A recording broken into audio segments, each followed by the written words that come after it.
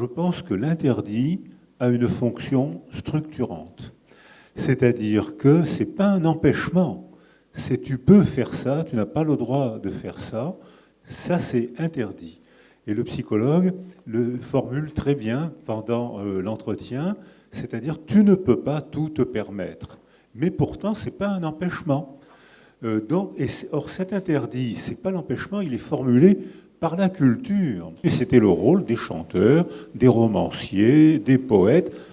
Je vais employer un mot ancien, c'était la fonction des éducateurs. C'est-à-dire que les éducateurs avaient pour fonction d'apprendre à courtiser. Or, maintenant, on n'apprend plus à courtiser. C'est pas un empêchement, il faut courtiser. Mais on ne peut pas courtiser n'importe comment, on ne peut pas tout se permettre. Parce que s'il y avait des kalachnikovs dans les crèches, il y aurait un massacre. Parce que les enfants ont besoin d'apprendre à ritualiser leur violence. Lorsqu'ils sont laissés seuls entre eux, ils établissent des rapports de force, et c'est seulement la présence d'un adulte qui leur apprend comment établir des relations. Et là, il faut donc qu'il y ait des énoncés, des interdits préverbaux. Et ensuite, il faut qu'il y ait des interdits verbaux. On ne fait pas ça parce que... Et ensuite, parfois, il faut qu'il y ait des interdits légaux. Mais c'est une construction constante. Par exemple, dans les groupes où les enfants sont très entourés, dans des groupes très structurés, il y a très peu de harcèlement. Et lorsqu'il y a des groupes où on constate beaucoup de harcèlement, c'est qu'il y a une défaillance de la culture. C'est probablement parce qu'on n'ose plus énoncer les interdits. Il y a une époque où les adultes n'énonçaient que des interdits.